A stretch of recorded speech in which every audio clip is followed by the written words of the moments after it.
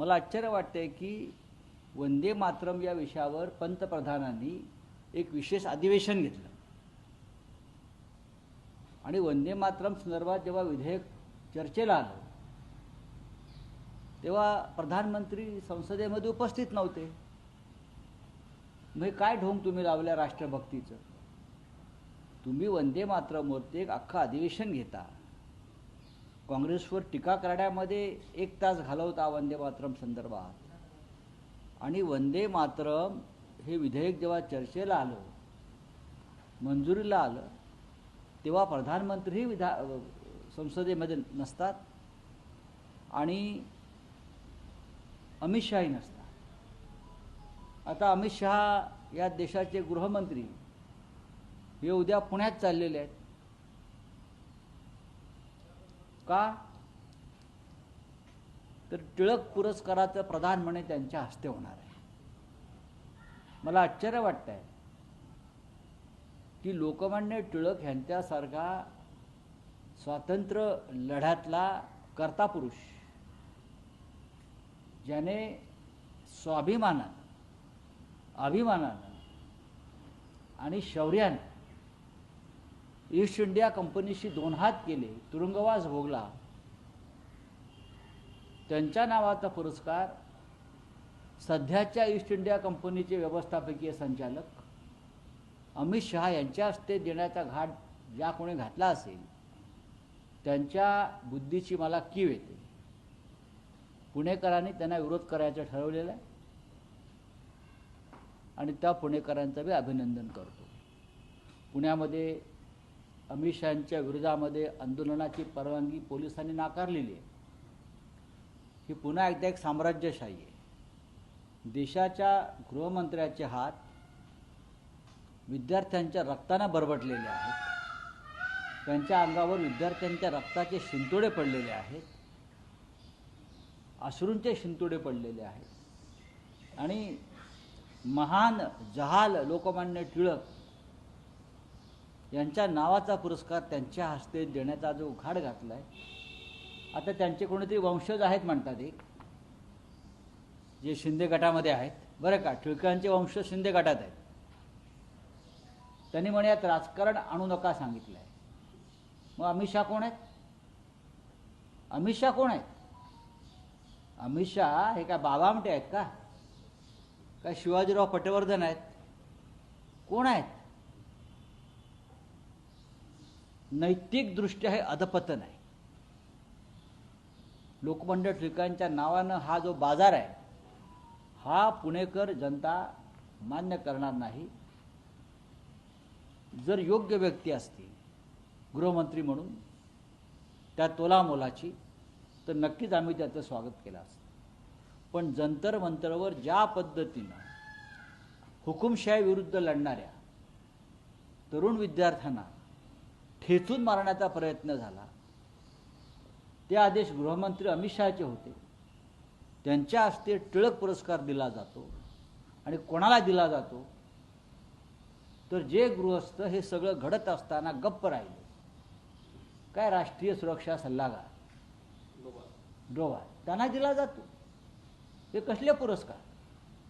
दुर्दैवानं हे विधान मलाच करावंसं लागतंय.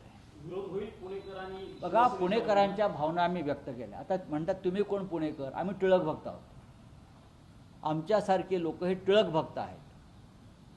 महात्मा गांधी, लोकमान्य टिळक, सरदार वल्लभभाई पटेल या परंपरेला मानणारे आम्ही लोक आहोत आणि टिळकांचा जहालपणा आम्ही आमच्या लेखणीतून, वाणीतून, लिखाणातून सातत्यानं व्यक्त केलेला आहे. त्याच्यामुळे टिळकांच्या संदर्भात एक भूमिका व्यक्त करण्याचा अधिकार आमच्यासारख्या लाखो तरुणांना, नेत्यांना आणि कार्यकर्त्यांना आहे. सर, पुण्याचा विषय निघाला म्हणून चंद्रकांत पाटलांनी म्हटलेलं आहे की आंदोलनामध्ये जे दगड वापरले गेले होते त्याच्यावरचे ठसे आधार कार्डशी लिंक होणार आहेत. एक आहे की मी ते वाचलं. चंद्रकांत दादा पाटील हे काय उच्च शिक्षण व तंत्रज्ञान वगैरे मंत्री आहेत आणि त्याच्यामध्ये विज्ञान वगैरे हे विषय येतात. तर चंद्रकांत पाटील यांनी हा जो एक नवीन संशोधन केलेलं आहे की हाताच दगड जे तिथे आहेत त्या दगडाचे ठसे घेतले जातील आणि त्याच्यानंतर ते आधार कार्डला लिंक केलं जाईल, ह्या त्यांच्या शोधाबद्दल देवेंद्र फडणवीस यांनी नोबेल पुरस्कार समितीला एक शिफारस केली पाहिजे की चंद्रकांत पाटील यांना यावर्षीचं विज्ञान व संशोधन या क्षेत्रातला नोबेल पुरस्कार द्यायला हवा आणि त्यांना एखाद्या जागतिक विज्ञान विद्यापीठाचं कुलगुरू करता येईल का, व्हाईस चान्सलर, याचा शोध घेणं गरजेचं आहे. कारण इतका मोठा शोध आतापर्यंत कोणी लागला नव्हता की दगडावरच्या हातांचे ठसे बरं का घेऊन ते आधार कार्डला लिंक करायचे. ते ज्यांनी आधार कार्डची निर्माण केलं ते नंदन निलकणी जे आहेत, तर ते 2 दिवस कोमात गेले हा नवीन शोध ऐकून. त्यांना सुचत नाही आहे काय करावं आहे की मला कसं नाही समजलं. राहुल गांधींच्या विरोधामध्ये सर प्रश्न असा आहे की चंद्रकांत दादा ज्यावेळेस अशा पद्धतीची वक्तव्य करतात, यापूर्वी त्यांनी छातीवरती दगड ठेवून विधान केलं होतं. दादा हे त्यांचा दगडाशी फार संबंध आहे.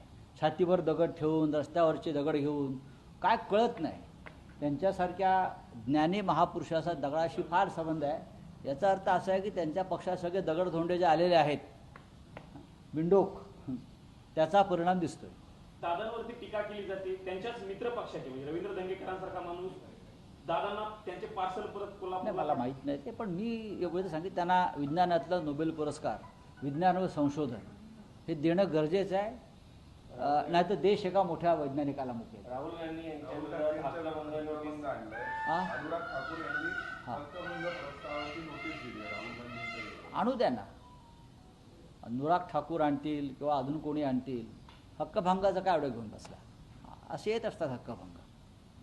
अभिजित जितके मातोश्रीवरती आमंत्रित करण्यात आले नाही, मला माहीत नाही. बोले.